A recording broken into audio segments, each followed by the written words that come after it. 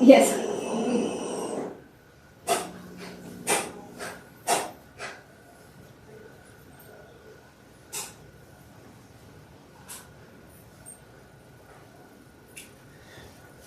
Thank you everyone for joining us today for our Friday lecture, Modernizing Elites in Latin America, Social Network Evidence from the Emergence of Banking in Antioquia with Javier Mejia. For those of you who are joining us through the YouTube channel, thank you so much for being with us. I'm Alberto Diaz-Calleros, Director of the Center for Latin American Studies at Stanford.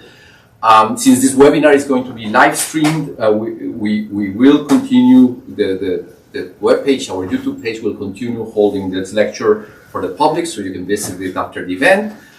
Please do submit any questions you might have through the YouTube chat, and I will make sure I read those questions in the Q&A session at the end of the talk. I want to remind all of us, as we usually do in our seminar, that we are here at Stanford at the land and the territory of the Ohlone original peoples. We offer gratitude for the land, for the water, and the air that surrounds us. Today is Earth Day, so it's, I think, a particularly good day to think about that. And we want to also pay our respects to the past, to the present, and to the future of the Ohlone and the Lenape peoples who continue to be present in their homelands, in these unceded lands, and throughout also their diasporas. Javier Mejia, it's a pleasure to have you with us today here in person. I met him, I guess, before the pandemic, so already several years ago, in a wonderful conference in Medellin. I was in Bogotá. In Bogotá, that's right. I'm thinking of Medellin because of your work. But he's a postdoctoral research fellow at the Political Science Department here at Stanford University.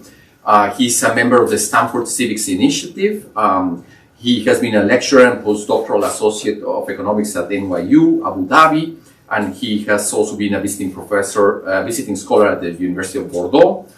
He received his PhD from UNIANDES, from Universidad de los Andes, and his work focuses on this intersection between social networks and economic history.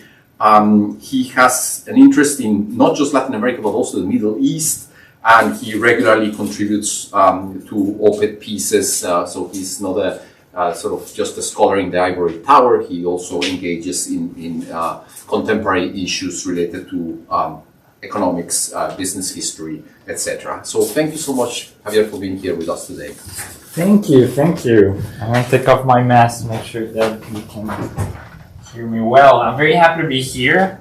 I'm very glad to be presenting this paper specifically, which is part, I guess it's a sort of spin-off of a project I've been working on for many years now. Alberto at some point had the pain of going through one draft of that project in which I tried to understand the role of networks in the emergence of entrepreneurship and from a historical perspective.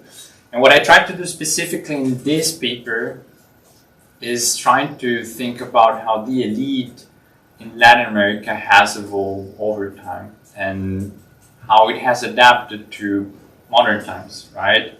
And I think that's important because the elite is this classical theme in not only the history of Latin America, but even in the conjuncture. So most of the conversation nowadays around politics in Latin America has that figure of the elite. And it's frequently thought as this very static and monolithic creature that has been there pretty much in the same state since colonial times, and I'm going to show you that the story behind that is somewhat more complex. Okay, so let me try to begin motivating the issue even with a broader type of interpretation, which comes from the literature that tries to think about elites, right? So there's an entire tradition that thinks about elites as a cohesive, homogeneous community. So if you think about the literature and economic history that tries to understand the emergence of modern capitalism, frequently they would tell you that the system that we live nowadays resulted from the interest of the bourgeoisie, and it's this social class, well-defined, that has common interests, a very cohesive community, right? And that contrast with the literature that tells you about how entrepreneurs or businessmen interact in their daily lives. And also this is quite common if you look at business history. So what you see in that literature is that individuals in the elite are competing to each other to maintain their privilege and to expand and gain additional advantages, right? And the story behind creative destruction is a bit that. And I brought this current image just to illustrate how this narrative is, right? You have these billionaires at some level competing, right? So I guess the paradox behind this is how can you reconcile those two views, right? How can you reconcile the fact that on a daily basis you have the members of the elite competing to each other, but in the broader picture they somehow coordinate and have impact in the entire system as a community. So what I try to do in general in my agenda, but specifically in this paper, is trying to explore that, how you can sort of reconcile those two narratives. And what I do here is that I'm going to be looking at bankers as the specific part of the elite that everyone agrees that it's important in the transition to modern capitalism, right? So everyone would say that financial capital is fundamental for the emergence of the economic system that we live nowadays. And I'm going to study bankers from an individual perspective, so I'm going to have individual level data, but I'm going to have these individuals in a network setting. So I'm going to be exploring how each of these individuals interact with the rest of the community, and the community is going to be represented by a network. I'm going to be studying that in one specific setting. That's going to be the modernization of Antioquia. This happens in the late 19th, early 20th centuries. I'm going to tell you more about this in a bit and why this is the right context for studying this question.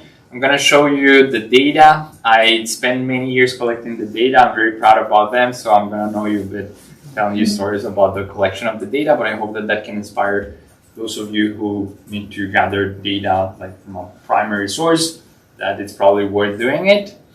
And I'm going to use conventional econometrics in a network setting to explore that data. This is not a paper that pays a particularly stringent attention to causality and identification. So if that's what you're interested in, probably you have some doubts about some of the claims that I'm going to be making. But some other parts of my agenda try to deal with that, right? So this paper is going to be part of a book that is aiming to a larger audience, and the purpose is more of thought-provoking and generating questions than solving causal controversies, right? But I'll be happy to talk about that one. Just want to set the expectations. I forgot to say, you feel comfortable to interrupt me at any time. I know that we're going to have time at the end to chat, but I come from economics and we're trained to an aggressive environment, which we're interrupted regularly. So take advantage of that.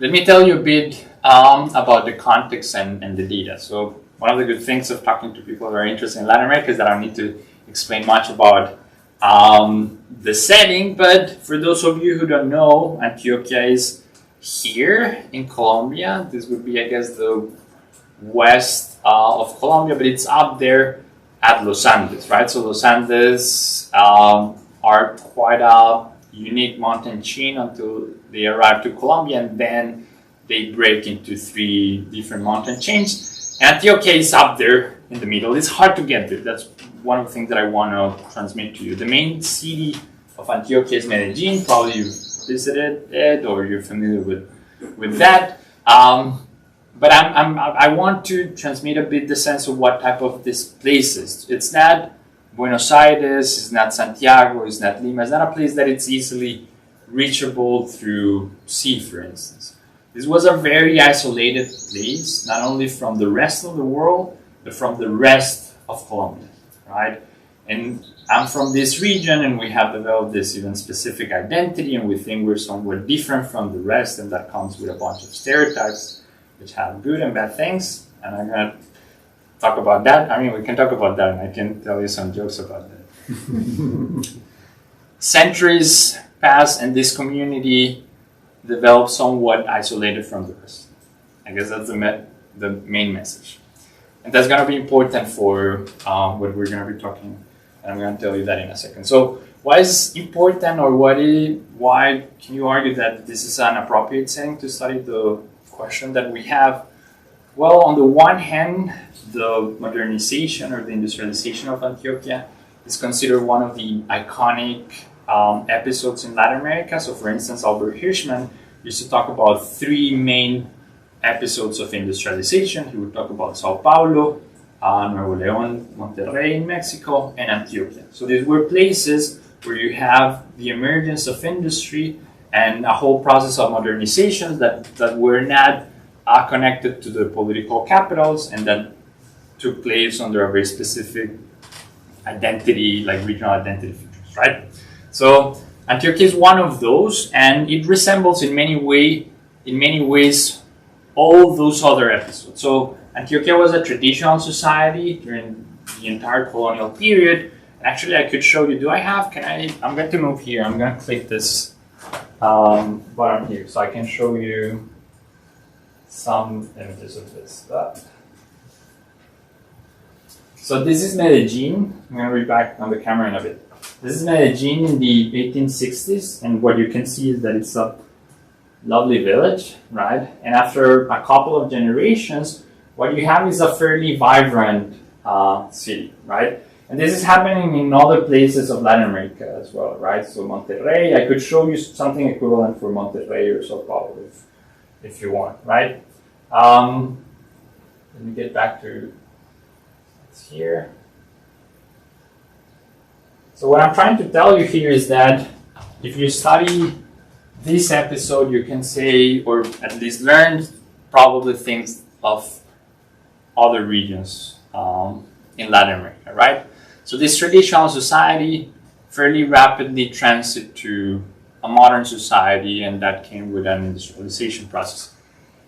That industrialization process, which was characterized for the creation of companies that produce this type of simple products. So think about the first industrial revolution type of production that had a market that was mainly regional and national, right? So we're not talking about gigantic firms that are producing for the world, but for the region.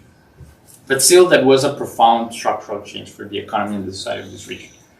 So Antioquia is very similar to all these episodes, but it's very similar in one dimension. And I hope that this is the last time I'm moving around that much.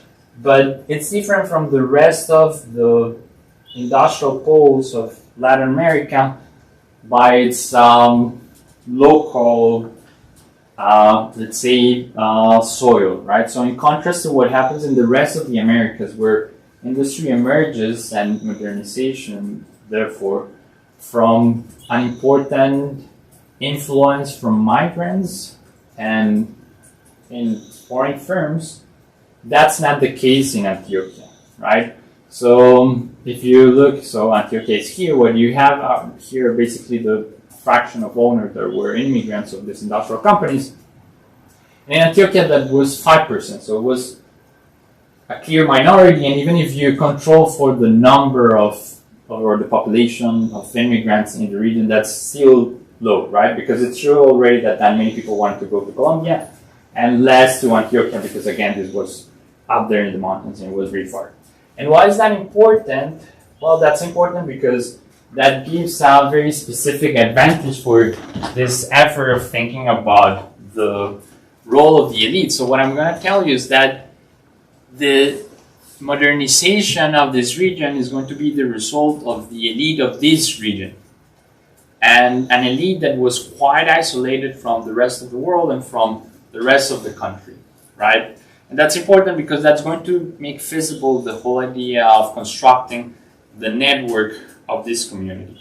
Because if you're familiar with social network, maybe you've heard of the 6 degrees of separation hypothesis or the small world theory that basically describes that the human network is much better connected than what we think. So an average, based on some studies, we're about 6 steps away from anyone. So from Obama, we're not 100 steps away, like through a few set of steps we could reach out about, right? And that's a problem because then if you want to reconstruct the entire network of a community, that implies that you would have to reconstruct the network of the entire world, and that's not feasible, at least not with the technology that we have nowadays, right? If it's feasible, it is in this setting where you have a fairly isolated community. Just that. Yes, so you feel comfortable as though you were with economists. I'll interrupt you with a question, but I wanted to ask you, do you really believe this is a late industrialization? Since you just showed us the slide of 1880s, and I guess Hirschman was thinking about it as a late industrialization compared to Europe in the 1840s, but nowadays I don't think it's late, it's very early. I agree. I think it's late for the European conversation on industrialization, but for the periphery, it's fairly early. I agree with that. So what I do, and I hope that you're somewhat convinced that this is an interesting setting to ask this question, is that I'm going to show you data on individuals, people that were part of the elite of this region that live around this period. I'm going to be more precise in a bit. And what I did was that I spent many years in archives collecting information about them and specifically collecting information about their interactions between each other. So what I end up having is this network of something like 100,000 ties, and I'm going to exploit that information. Okay? So how does that data look like? So basically I have two data sets, both of them, like I call it on my own. One is data on the banks. So during this period, you have 24 banks that were created, and I know where they were located, when they were created, what was the capital that was used to found it, who were the partners. I'm gonna know a bit of their profits, and I'm gonna know a bit how well they did. Right? That's one part. It's like a firm level data set. And then there's the relational data. So this is the network. This comes from a search that resulted from more than 100 primary sources. This implied looking and spending a lot of time in 15 archives and doing an extensive search for secondary sources. And I construct a network. How do I construct a network? I use two complementary approaches. So the first one is what you could call a descending sampling approach. This is the type of methods that you would use in the peer effects literature. So what does this mean? So I'm interested in, my population of interest is the elite, right? So I'm going to be looking at spheres of interaction where I'm expected to find these people. So for instance, an elite school, and I'm going to say that individuals that went to the same school, same cohort, they're going to be connected, right? That approach has a bunch of problems. One of them is that it doesn't capture social spheres of interactions, private spheres of interaction, only social or public spheres, right? And among the many problems that come with that is that in this context, for instance, women didn't have a particularly salient role in public spheres of interactions, so you don't get almost any women through this approach, right? So that's one of the reasons why I complement the data collection with an ascending sampling approach. This is basically a snowball, and this is extensively used in the social network literature in sociology. And if you're trying to study hidden population, like criminals or something like that, you use this type of approach. What's the logic of this? You think about people that are fairly well connected. You go and you talk to them, and then you ask them, hey, nominate some people that are connected to you. You go, you talk to that people, and you ask them, nominate some people, and that's how you grow the network. That's a snowball pattern, right? So what I did is that I look at the 4 largest shareholders of the banking system in 1888, and I look to who they were connected with, and then I look for those people, and I reproduce that, and eventually there's some boundaries that, well, keep the data limited, but that's the logic. That's great because on the one hand, well, I can have information on private spheres of interaction. So here I have information on family and friends, and well, pretty much all the women in my sample come from this method, because women also were particularly important bridging the network, right? So in addition to, well, their performance in other spheres, but having them is important, is what I'm trying to tell you, if it's not obvious on its own. And also, as I'm following each individual and I'm identifying them well, I can track individual attributes, and that's going to be useful because I'm going to tell you that I'm going to be comparing similar people, and it's because I was able to check who they were exactly and how they did it. Okay. Just to highlight a bit how the process of this took place, so I looked literally to hundreds of sources. An important source was genealogical books, so it's great that in the Hispanic tradition we're quite obsessed with lineages, as in other traditions, but probably you're familiar with this. And there's people that have spent their entire lives collecting information on this, and they basically publish books on this. So I looked to all the genealogies in that exist for this region. This is how most of them look like. You have information. This is the page that has information of the first Mejia that arrives through Antioquia.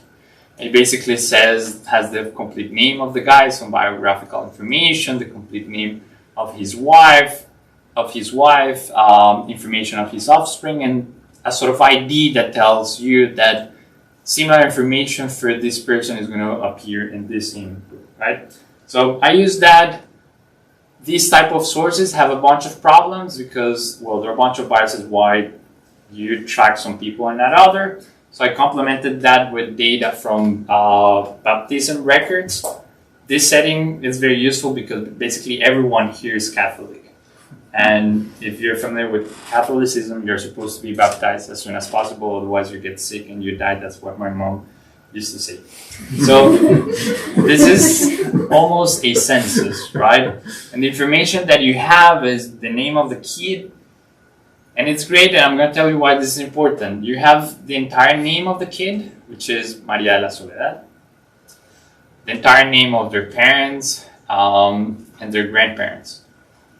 This is important because your name, María de la Soledad, and everyone calls you like that when you're a baby, but then you grow up and then you sign documents as María. But you have three other sisters that are María, another one is María Alejandra, María Catalina, and then it's hard to know who's who, right? So there's a big challenge here of matching data across different sources, and this type of information is going to be useful, and I'm going to tell you that at the end of your life, your full names show up again, and that's partly how I solve the matching challenges. But I use that genealogical information. I also use business information. Most of them comes from constitution documents. I think this is the constitution document of one of these banks. So you have here information on the name of the shareholders, what the company did, the capital that, and then some other features, the board of directors, etc. I coded some qualitative information, so they're narratives of the period. So there's people that say in Medellin, we used to go to parties and do this and that. And you can track information, and I coded that qualitative information that described social interactions. As I told you, there's this gigantic challenge in matching across sources. Nowadays, I keep working on similar stuff, and the technology on this sense has improved dramatically. So now there are algorithms, and you can use machine learning to do these things. But I did this manually back then, and one of the things that I did was go to the cemetery where most of this elite was buried, and that was extremely useful because you have your entire name when you're born and when you die, basically. And you're usually buried with your family, your wife, your children. And that is very helpful to distinguish then which of the Marias you're looking at, right? So this is the Maria that died in this year that was married with this, and not the other Maria that is on the other side of the cemetery, and so on. How did I construct the networks? And I'm going to move very rapidly so I have time to show you some results. Basically, I thought of specific dimensions of interactions that were as exhaustive as possible. So I have 7 dimensions of interaction: a family network, a political network, sort of civics network. And I defined specific criteria to identify what a connection was, right? So the family network are people that are connected if they're parents, couples, children, or siblings, right? The political network is people that were in public office at some point in their lives, and they're connected if they were part of the same cabinet or if they were direct bosses or subordinates. I want you to notice that this is much rigorous or like narrow than what frequently you see when people talk about networks, right? Very frequently people show political networks and they're just affiliation to the same political party, which doesn't necessarily imply a social interaction, right? In this case, what I'm saying is I'm having information that very certainly describes that these people knew each other and talked to each other and exchange information and resources, right? And well, each dimension had different criteria. Based on that, you have different networks. This is the family network, so each dot is an individual, and each of those blurry lines is a connection between them. This is the family network that's different from the intellectual network because you have different people connected differently. And eventually what I do is that I collapse that information, right? And I weight by the number of dimensions you're connected to. So if you're a family member, but also you are doing business together, then your connection is stronger than if you're not, and so on. This network evolves in time. So I'm able to track this decade by decade. I'm like showing you this rapidly, but just I want you to notice how this densifies as the snowball grows and eventually it vanishes as I start following people. What I do is that I get rid of the tails of those distributions and I focus from 1870 to 1931 is when I record information on that, right? And where I have like good data on social networks. You have questions about this so far? Because I'm going to start talking about now, I'm going to start talking about banks, right? So what happens with banks, so basically credit was controlled by the church until the mid-19th century, right? There were a bunch of different efforts to create banks in Colombia during that period, but none of that was very successful until the 1870s. And this time you have the consolidation of the federal liberal government, which is something similar as in other places of the region. And they fostered the emergence of a free banking system that has strong regional components, right? And this means that banks can issue currency. So the first banks that you have here that are created by local states and by merchants and miners are banks that can print money, and this money would circulate just as official currency, right? This was functional because if you were a miner, then you can use gold to trade abroad, for instance, and you could keep it while circulating cash, and well, you can leverage yourself in that way, right? So it was usually the motivation behind that. You have then like a first boom in the emergence of banks. So you have the creation of about 8 banks in Antioquia. Those banks, most of them would eventually close when the centralist government arrives in the 80s and they create a national bank. And that basically ruins the potential benefits of the opportunities that resulted from free banking. And then, well, that experiment doesn't go very well. There's a fairly high inflation and so on. But things change when in the the last years of the 19th century and the first years of the 20th century, there's a big war. Like again, one of these wars between federalists, centralists, liberals, conservatives. This was the largest civil war in Colombia, and there was hyperinflation. There was a great opportunity for making money, as most wars are, and that came with an expansion in the creation of banks. There was a boom in banking creation. What did these banks do? They would basically speculate with the exchange rate. So if you have hyperinflation, you can basically play with the fact that tomorrow, the exchange rate could be twice as high, and those are like represents great opportunities. Things stabilize after the war, and most of those banks close their doors. And then there's a final boom, and here I'm trying to describe it. There was a cyclical pattern, the emergence of and the closure of banks. You have a final cycle of expansion of banks. there are more banks that what you would call now investment banks. So these were banks that were investing in these early industrial firms, right? So they were not speculating that much. They were not printing money. They were investing in the real sector. And industry is booming here. How did the elite think of creating these banks and how did they control it? I want to highlight here that banking has almost by nature a collective nature, so like a collective essence. So the banking business is pretty much gathering money from a bunch of people and lending to those that need it, right? So it's very hard to have yourself, your bank, right? So there's a cooperative dimension to it.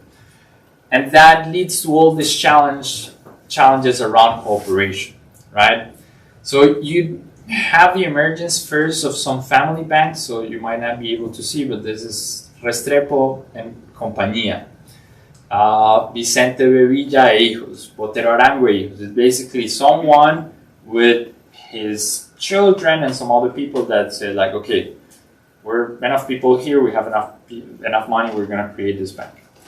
However, you also have the first corporations that emerged in this period, and here you start to see some of the signals of a new economic system, right? So a system that starts to be based on anonymous interactions, right? So you have some banks like Banco de Medellín that has hundreds of shareholders.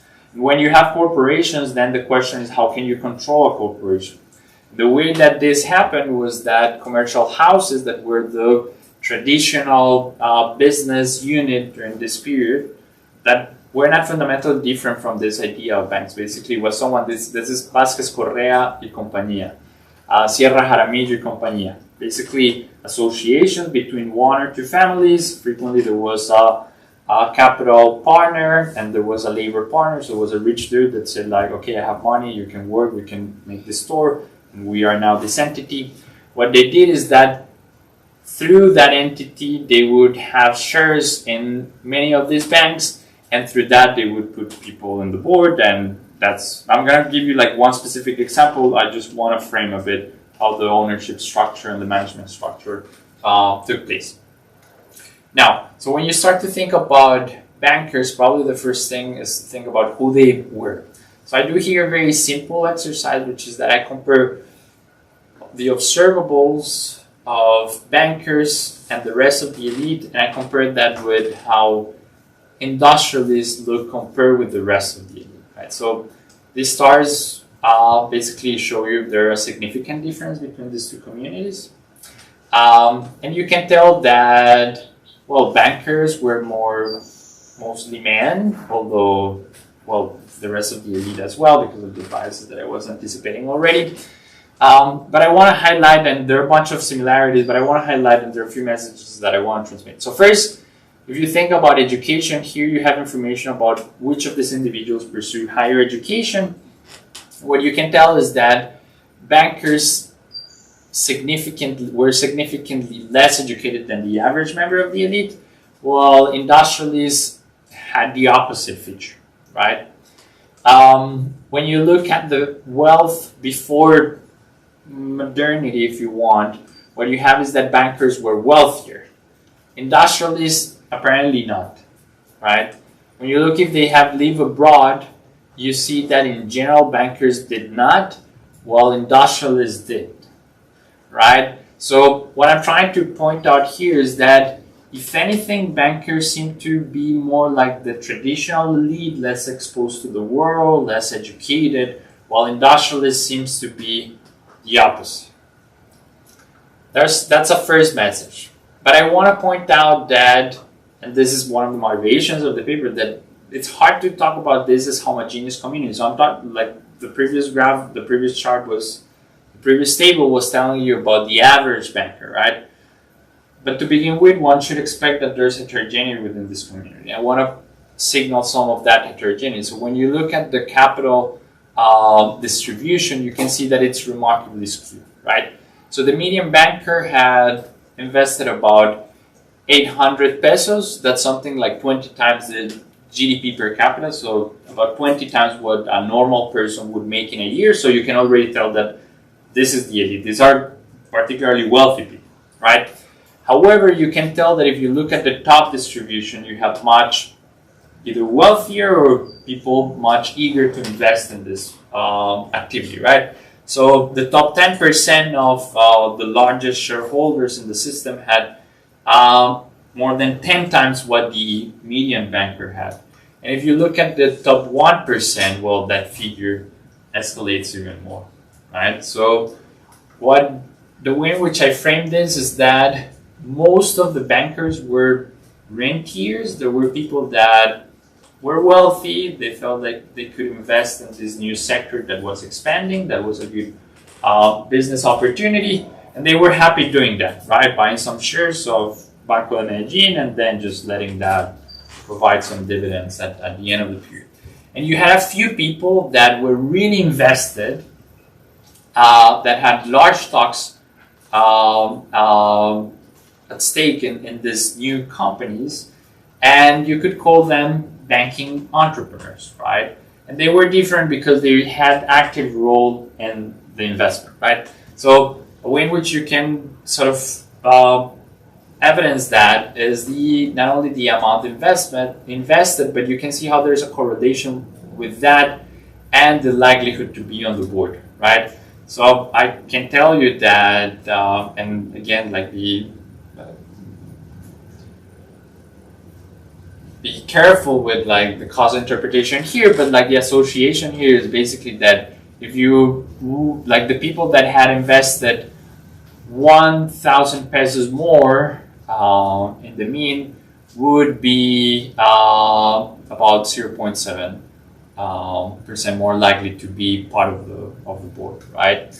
And you can start to see other things. You see that those bankers that were also industrialists seem to be more entrepreneurs than rentiers, right? So one thing that you can observe is that industrialists that had stocks in banks had about twice what non-industrialists had.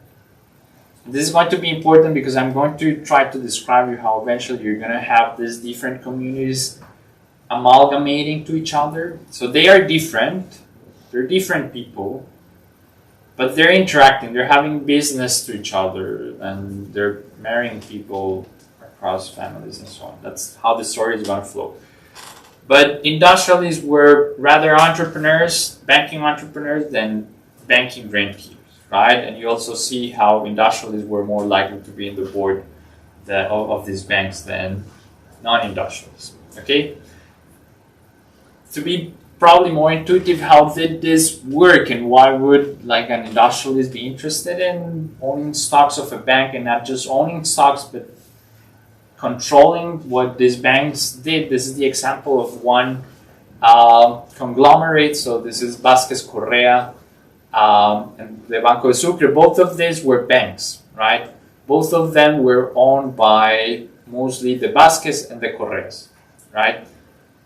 This is Vasquez Correa and this is Banco de Sucre. These are companies, the blue ones, that were owned by the banks, or where the bank had a large part of in the ownership. And many of these companies are non-financial companies, right? Sociedad Pecuaria Antioquia, this is an agricultural company, but you have here a hotel, you have a developing company, you have a beer company. So these are investments in the real sector, most of them on this emerging industrial sector that it's expanding during this period. So basically what you have is that these families invested in these collective projects and made an effort to make decisions on the board in order to use those collective resources to leverage some of their other businesses, right? So these other red dots basically tell you that these are some of the other members of the elite that had property in these companies, right? So these were companies where the Vasquez and the Correas, aside from their banks, had interest in, right? We're going to get back to that in a bit. Before that, I want to show you what was important in terms of the network to end up being a banker. Again, everyone here is part of the elite, right? But you can be many different things within the elite, right? You could be, as most of them have been for centuries, farmers, miners. But some of them decide to invest, and some of them much more intensively in the banking system, right? And what you see if you put this in a OLS setting with like a bunch of controls and a reasonable regression, there's just one specific feature of the network that seemed to matter in order to be more invested in the banking sector, and that's the degree. What's the degree? The number of connections that you have, right? What does this mean? That the more connections that you have, the more likely you were to be a banker, and the more likely you were to have more money in the bank. There are causality issues here. I explored that, exploiting the timing of this, so I could tell you that if you take lags of this variable, you see this pattern. So what I'm trying to say is that this is not a story of bankers having more connections because they're bankers, but the other way around. People that had more connections were more likely to be bankers afterwards. And I can show you some of like the results of that, but I hope that you believe in what I'm telling you at the moment. I want you to contrast that with this data. This comes from another paper, so from one of my papers in which I explore what happens with industrialists. But when you're looking not at people that create banks, but people that create industrial companies, what you have is that degree doesn't matter, local connectivity in general doesn't matter. What seems to matter is global connectivity. So what this graph shows you is a very specific exercise in which I explored an exogenous shock to the network. So basically, someone dies unexpectedly, and that represents an exogenous shock to your position in the network. So someone in this room dies, for example. I hope that that's not the case. But if that happens, our position in the network is going to change. Our connectivity at global level is going to change because that person was potentially a bridge between two others, and if that person doesn't exist, maybe now we're a bridge, right? So the result in that paper is that when you have an increase because of that exogenous factor of your global connectivity, of your capacity to connect different parts of the network, so connecting the miners with the politicians, with the bankers, with the merchants, you end up investing more and creating more industrial firms, systematically decade by decade. That's not the case when you look at bankers. So what matters for banking is to have a bunch of friends, not to have global connectivity. For industry, global connectivity is what matters, right? So what seems to be the story here, and here I'm speculating, I don't have like a proper test for this, but it's what seems most reasonable to me, is that banking is an investment opportunity that it's not available, however, for everyone, right? So think about, for instance, the venture capital environment in the Silicon Valley. There are startups all the time. There are unicorns out there. But there's people investing in those unicorns. But we are not. You need to have the opportunity to be part of one of these rounds of fundraising in order to do that. And you need to know people for doing that. The more people you know, the more of those opportunities you can have, right? And that's what creating a bank is during this period. There are these extraordinary investment opportunities, and if you know a lot of people, you're more likely to be part of those initiatives, and you're more likely to have more money put on that. That's different than creating an industrial company. So creating an industrial company is a process in which it's not only money what is needed. To create an industrial company in this context requires for you to bring the machinery from Europe. It requires you to hire someone that knows how to operate the machine. It requires to find someone that knows how to train the workers to operate in an environment that they're completely unfamiliar with. You're doing things in which you need other resources, and those resources are not available in the marketplace. So you don't have FedEx, you don't have Google, so how do you get the machine? You need to know someone that is used to ring pianos, and that's how you bring the machine. But how do you find an engineer? Well, you need to be connected with someone that can send someone to a school here. And by the way, one of these early industrialists were part of the first cohort of people at Berkeley, which is a funny story. Anyway, so those are different type of productive challenges and different type of positions in the network allow you to solve those problems better than others, right? And this is already signaling how these people, again, were part of the same community, they were part of the elite, but they were doing different things because they had different positions in the network, right? So this is enriching the narrative of a heterogeneous community. However, having a bunch of connections was not enough for being a successful banker. So if you have many connections and you had a high degree, you were more likely to have investments in the banking sector. But if you look at the outcome of your investments, and here we don't have exactly the profits of your portfolio, but we know how well the banks where you invested did in terms of how long they lasted and how well they dealt with crisis. That's the outcome variable here and the outcome variable here.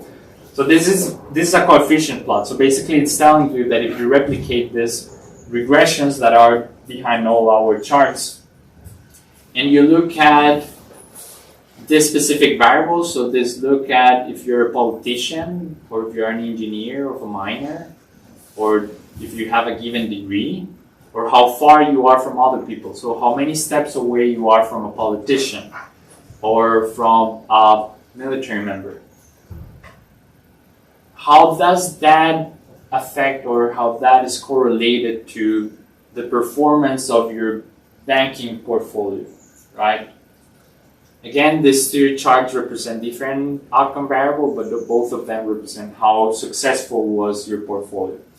And there are two takes away here, so don't get intimidated by so it has a lot of things, but there are like two big messages. So the first one is that if you were an industrialist, in general, your portfolio did well regardless of how you measure it.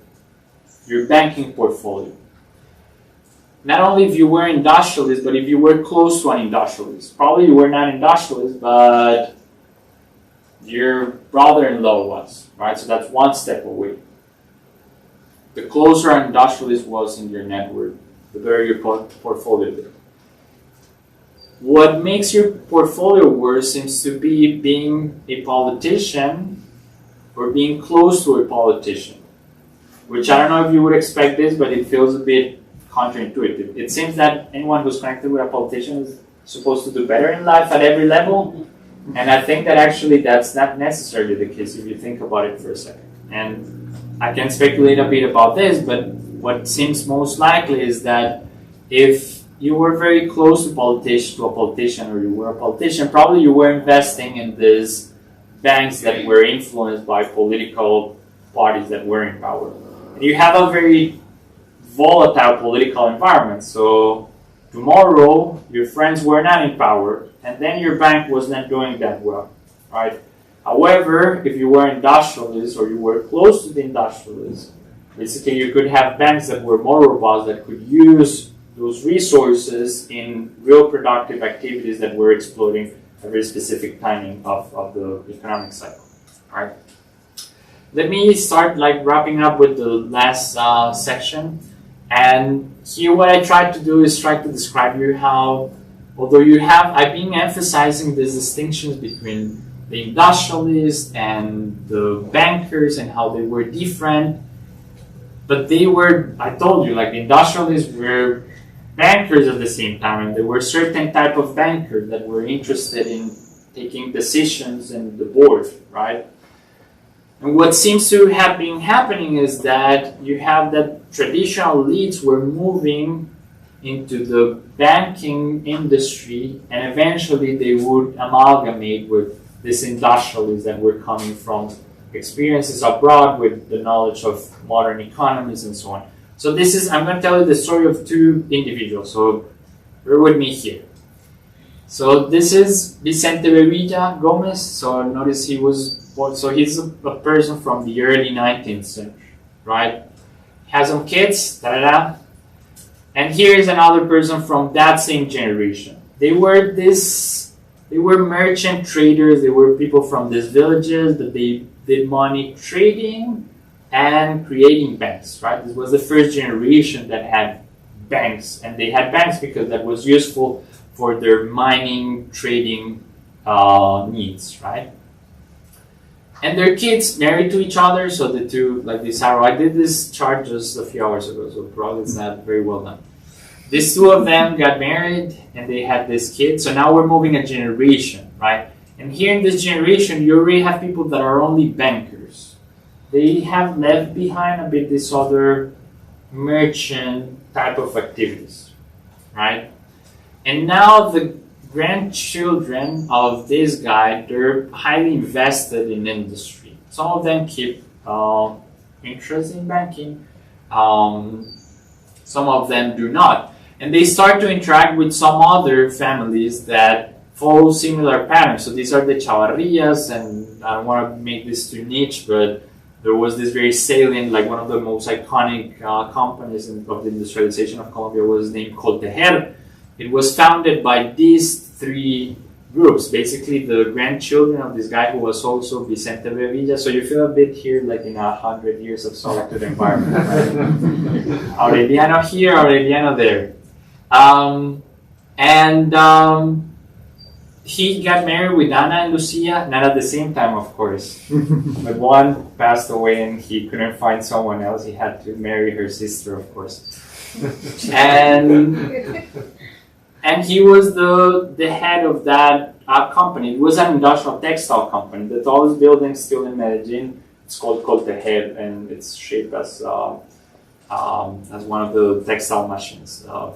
But then that Coltejer was created by this family of Alejandro Chavarria and him. And these guys were bankers, and they were associated as bankers in this generation. And the brother Alejandro Chavarria had these other kids that created with this Lázaro Mejia, this industrial company. And Lázaro Mejia was also a banker in the previous generation, right? And he was the brother of this Maria Mejia, who was also a banker during that period, right?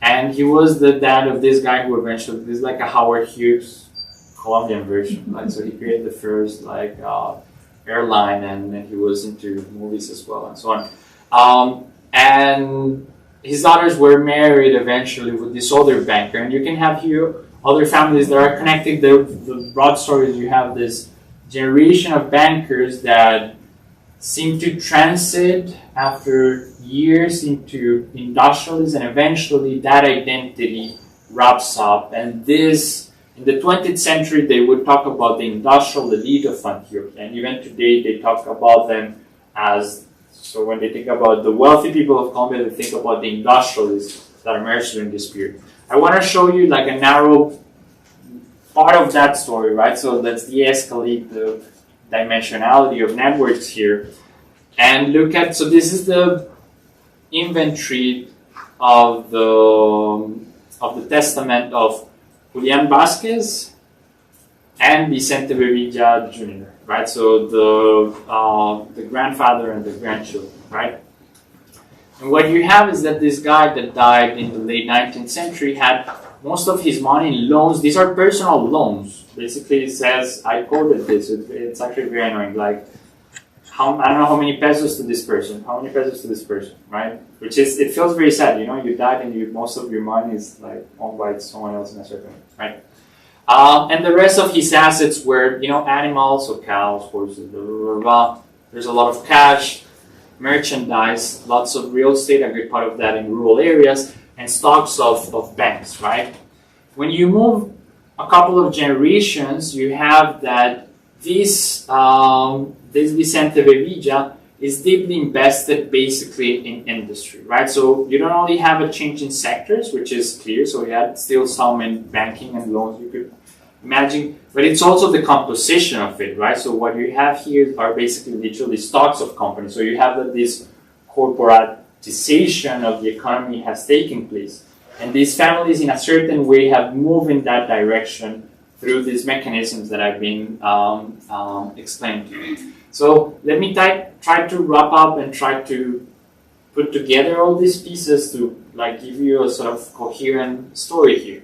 So the first thing is that when you think about bankers, although you feel very tempted to say like, oh, the bankers, as is, they were the same people in the same room, they were fairly diverse, right? I've been trying to show you that, right? So the average banker probably was fairly standard and could be described as a late remainder of the traditional elite, very connected to the rural economy. But there's a lot of heterogeneity inside it, and you have these massive rentiers and a small part of this banking entrepreneurs. But eventually you have that bankers start to amalgamate to other parts of the elite. So you have that sort of simultaneously, there are these industrialists that are emerging. Again, they're better educated, they have experience abroad, they're less connected with this traditional economy, but they start to connect, right? And why do they do that? Well, because it was profitable. So I show you how bankers needed these business opportunities that industrialists were bringing. And evidence of that is that they were, if these bankers were also industrialists or they were close to them, they would do better. Their banking business was doing better, right? So it makes sense that in the long term, like people are smart, right? If they realize that those that are connected to industrialists are doing better, it's very likely that they want to move in that direction. But it's not only that, industrialists also needed bankers. So when I show you these Vasquez and Correas, they needed the resources from the banks to support their industrial initiatives, right? And I want you to notice that this amalgamation happened through differential mechanisms. So you have social mechanisms, so you have these marriages like pattern that I described to you. You know, my daughter marries your son, and now we're the same thing, and we create this company together. But you also have economic mechanisms. So you have how these commercial houses are literally trying to control these like new corporations to channel resources from them to their own projects. Okay? And there's this issue about how network matter, the network matters. So higher local connectivity seemed to have been fundamental to be inserted in the banking business. But I told you, for the industrial sector, it was a different thing. However, although connectivity at local level was important for having access to those investment opportunities, it was not enough to bring good performance to those investments. Which that sounds also trivial. Again, when people think about how the elite makes business, it's like you put money and the money just reproduces itself because you're part of the elite. When you're trying to generate money, you're dealing with like the forces of the market, right? And here you had this challenge of how to make profitable your investments, and there were these challenges that implied, for instance, ways of solving that was connecting with industrialists and not with politicians that didn't seem as appropriate in that context, right? And here's how social proximity plays a role, right? Let me say, and this is the last slide, I want to say how, or I guess what we could learn from this paper if you're having a broader interest in the elites in Latin America, right? So I think the first part of it is that this paper brings a non-political kind of understanding of why elites have persisted. Because it's true that when you look at Latin America, you have these traditional families that have been there pretty much forever. And usually the narrative is that they captured the political establishment and then they've made their way easy every generation, right? Here the stories look somewhat different. What you have are businessmen trying to adapt to the different opportunities that different times are generating, and they're using their businesses and their social connections to navigate those changing environments, right? So you don't have exactly a solid elite that stays there. You have a more fluid type of dynamics. You have some people that are here, then they're not, but some fraction and lineages of those families persist, some other vanishes. So it's a much more fluid environment that I think that would be appropriate to understand and to realize how modernizing times have some impact in the challenges that these communities have. So I'm I don't know if optimistic, but I'd like to think that there are new avenues that should be pursued, that the coming years are good in that sense. So I think that we need to start analyzing the elites of Latin America from an individual level perspective. I think we need to have more data of individuals of the elite, which is something that coincides with some other interests. Some of you are interested in inequality, for instance, and now we have this concern of knowing who's wealthy, how much wealth this person has, and that's a current issue, right? So even not at a historical level, but at a current level, that's something that is very important. And this research of these avenues of research probably are appropriate to be articulating local levels with national levels, and this specific regional case, I hope that contributes to that. And finally, I think that this type of research helps to push the conversation around how elites use social mechanisms, right? And this should push us to think about what family does, for instance. What does it mean? What role it plays in the perpetuation of privileges and the consolidation of elites, right? And with that, I finish. I am here and I'm happy to receive questions, comments. So, Javier, I'm going to, because we have gone on the limit of the time on the YouTube broadcast, so I don't think we have time to broadcast the questions on the YouTube, but we will continue probably the conversation here informally. Of course. So I'm sorry, I apologize for that, but let me just thank you again we have just listened to Javier Mejia, Modernizing Elites in Latin America, Social Network Evidence from the Emergence of Banking in Antioquia. And please join us next Friday with Professor Lynn Steven, who will talk about her new book, Stories That Make History, Mexico through Elena Poniatowska's Crónicas. So thank you so much. Perdón, Javier, but if you want to...